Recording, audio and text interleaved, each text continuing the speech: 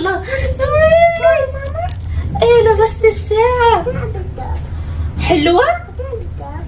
يلا هلا بعطيك واحدة، مخبيه لك واحدة للولو. وين رحتي؟ شو عملتي؟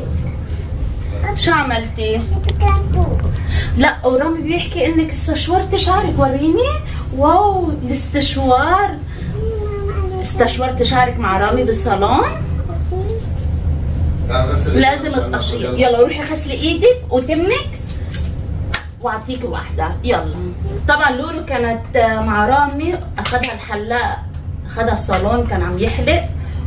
استشوى شعراتها حلوين. طبعا رفضت تاكل اي اكل بالبيت، هيك طالعه معها انها ما تاكل بالبيت، فجابلها شاورما. شوفي الفيران لما بتاكل كيف، هاي عضة بني ادمه ولا عضة فار؟ هاي فيران بس اكلها. طيبه. حبت اليوم تتغدى برا، ما حبت اكل البيت، ملت. يلا صحتين، 3 حبات مخلل بالضبط، حبة جزر وحبتين فجل، كتر خيرهم كرمة كتير. الصوص تبعها بس طيب. لولو بتحب تاكل هاي توم. اوكي يلا كلي. يلا صحتين. طبعا هي بنسى اسمها بس حلوة كتير طيبة، كنت اكلها بتركيا.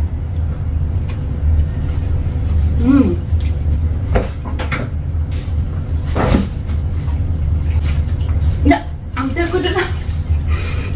كانت الورقة. استني اهي.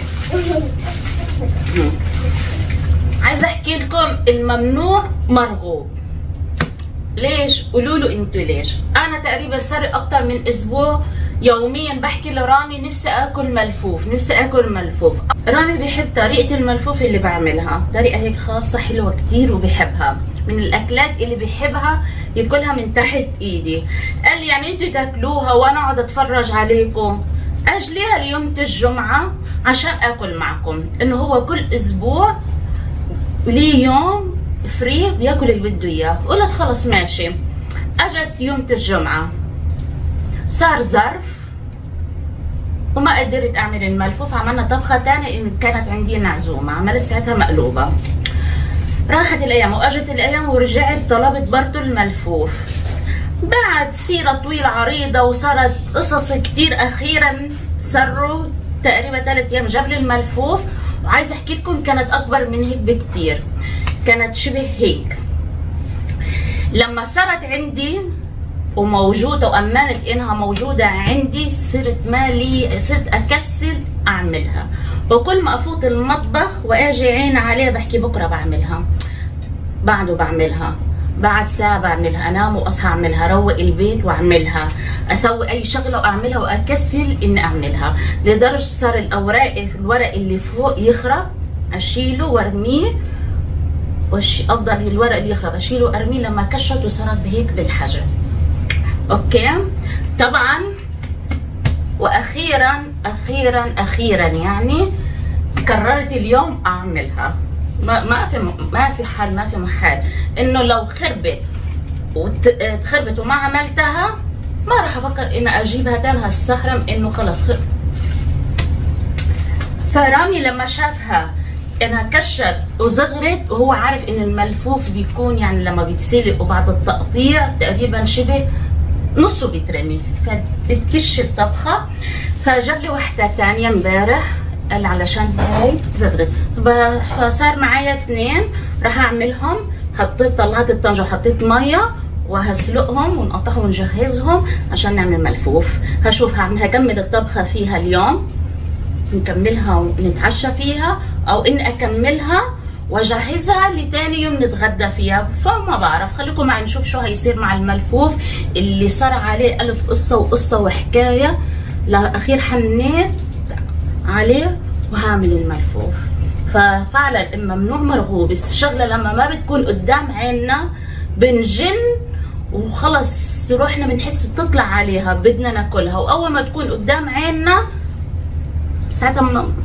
ساعتها يعني النفس تتغير. جوعانة بنتي جوعانة، حتى الورق عم تاكله. يعني ابى الجوع، الورق عم تاكله. يلا بس صحتين. اصلا يعتبر هذا فطور لولو من امبارح. صحت من النوم لا فطرت ولا تغدت، وصرنا هلا تقريبا الساعة 9 بالليل، يعني هذا فطورها وصرنا للساعة 9 بالليل. حاولت طلعت لها انا اليوم اكلت خبز بلدي، حطيت عليه جبنة رومي وسيحتها، بحب الاكل هاي موت، وبطيخ ما حبتها. قالت لي رز ابيض، جبت لها رز ابيض. قالت لي لا بدي جبنه بيضاء، بتحبها احط لها عليها زيت زيتون مثل رامي نفس الطريقه بحبها كمان. قالت لي لا، فهي كان شكلها ملت من اكل البيت وكانت حابه انها تغير. فلما راحت مع رامي صالون حلاقه جاب لها هي الشاورما، فهلا لا اكلت. شوف يا جماعه، ناس كتير ليها طريقة وألف طريقة تقطيع الملفوف. أنا واحدة من الناس اللي كنت ما أعرف أمسك السكينة وأقطع الملفوف، بس سبحان الله الدنيا بتعلم، الدنيا كفيلة تعلم البني آدم من أول وجديد. فأنا أسهل طريقة الصراحة، أسهل طريقة هو مال الفستان محسسني إني عم بعمل هيك وأنا هيك، بس هو جاي من هون وسين. المهم مش موضوعنا هذا. هلا انا حطيت طبعا الستريتش هذا علشان شو ما تخرب، كل ما اشيل منها قطعتين ارجع الفها بالستريتش احسن، حمايه ليها. بس عشان نوطي هيك عشان تشوفونا لازم هاي البوسه. الاول كنت اقطعها شرايح هيك ونفس التقطيعه اللي بلفها فيها الملفوف، يعني تكون جاهزه ومتقطعه. وكنت افكها اشيل اللي جواه واخليها زي ما هي واحطها بالطنجره وتطلع واحده بحبتها، كل واحده بحبتها بتطلع معي. لا اوكي، بس انا ما دام انه حابه اليوم اغير شوي، مثلا طريقه امي وطريقه القديمه اللي كانت كل امهاتنا بتعملها بتقطيع الملفوف. شو هي هاي، لا ايدك لولا عشان السكينه. شايفين هاي اسهل طريقه، بس ونطلع هاي ونحاول بس نحفرها من اللي جوا اهي بهالشكل تطلع هيك. لما نشيلها تشال حبه بحبتها. انا من الناس اللي ما بعمل ملفوف كتير، انه بالنسبه لي بياخد شغل، يعني مره بالشهر. ورامي نفسه بالملفوف، بس اليوم اللي هعمله او بكره بالكتير، مش اليوم الاوف تبعه. فانا اخترعت عليه، قلت له صلى على النبي، انا مش كل يوم بعمل ملفوف، انت نفسك تاكل الملفوف، فاكسر الروجين يوم ما بيضرش، وكل معانا ملفوف، ان بعد هيك من عامله ملفوف تاني. فهذا عرض حلو الك، الحق العرض انه ما راح يتكرر الا بعد شهر. قال لي بشرط اعملي لحمه معه، فهو حابب انه اضيف لحمه من نفس طنجره الملفوف. ما بيطلع حلو، ما بيعجبني. اللحمه تتحط على طنجره ورق عنب تطلع حكايه، بس من الملفوف لا. فعم بفكر انه اسلقها واحمرها واخليها على جنب. عندي لحمه ضاني حلوه، حلو كتير. هلا نفكهم ونسميه. اغلبيه 90% اللي بيجيب لي الملفوف رامي. فانا شو بقول له نقي لي اول شيء الملفوفه تكون في ملفوف يكون مجعد الطعجات فيه كتير. طبعا هذا ما ينفعش، كيف بدي الفه؟ افرده بالمكوى مثلا قبل ما الفه؟ مش بينفع باللف.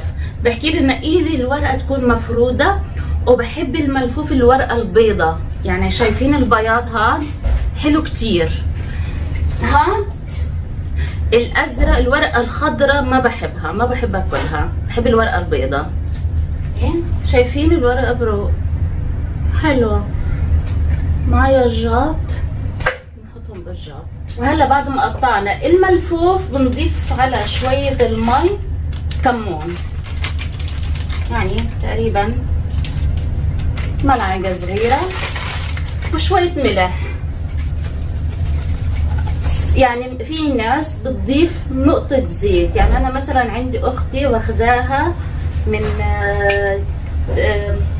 من حماتها إنها لما تسلق الملفوف بيحطوا زيت. هاي طريقة من طرائق عمايل العرقيين، لما بيسلقوا الملفوف بيحطوا زيت. فأنا هعملها على طريقة أمي الله يرحمها. مهما أشوف طريقة طبخ كتير ومختلفة برجع أحن لطريقة طبخ أمي. ما بقولكم إنه 90% بعمل نفس طبخ أمي، لا، بشوف بغير. يعني مثلا بشوف طريقة طبخة بالتلفزيون بتعجبني، أحب أغيرها أعملهم على نفس الطريقة اللي شفتها. مثلا طريقة أختي، طريقة صاحبتي، يعني بغير بطريقة الطبخ. بس برجع لوين؟ للأصل. بحب أطبخ نفس طريقة طبخ أمي. خلص يوم ما بدي اكل من نفس الطريقه. ف بالذات لما بتكون اكله، يعني مثلا اكله هيك حرشه واكله هيك يعني كبيره وحلوه، فبحب اعملها على طريقتها. فاكلات الموضه اللي طالعه جديده بعمل على طريقه اللي بنشوفهم على التيك توك، اللي بنشوفهم طباخات اللي بيطلعوا بيعملوا اكلات جديده ماشيه مع التيار. بس بنرجع بنلف وبنرجع وين؟ لاصلنا. طبعا انا مش في ناس كتير هيك بيحبوا يطبخوا على طريقه امهاتهم، ويمكن انا بحس انه هيك باخد من ريحه امي الله يرحمها. بعد ما الميه تسخن نحط الملفوف. اوكي، هلا بعد ما الميه غليت بنحط الملفوف. انا اهم شيء ما نضغط على الملفوف عشان ما يتكسر معنا. هو لحاله اول ما هو لحاله بينزل وبيهبط وبينزل تحت المي لحاله. وهلا يا جماعة الخير نعمل خلطة المحشي. في ناس بتعملها ني بني، وفي ناس بتعمل ليها تسبيكة خاصة. انا اغلبيا بعملها ني بني، تعودت عليها. اوكي، والتاني اسرع. عرفتوا؟ معي 3 حبات بصلات هيك مقطعاهم حتت صغيره، حطهم. يلا بينا.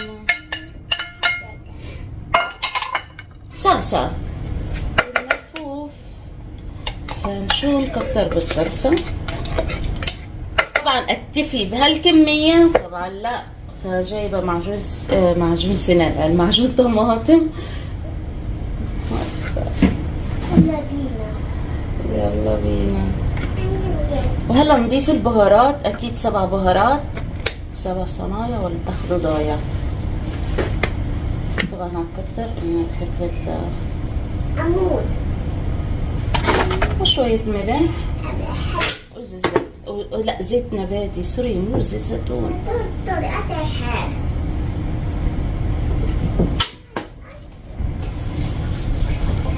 وهلا طبعا معايا خضرة غسلاها ومنقعاها بشوية خل وشوية ملح. خضرة شبت وبقدونس وكزبرة. وهلا يا جماعة الخير نشيل هاي الصغنونة ونقلب.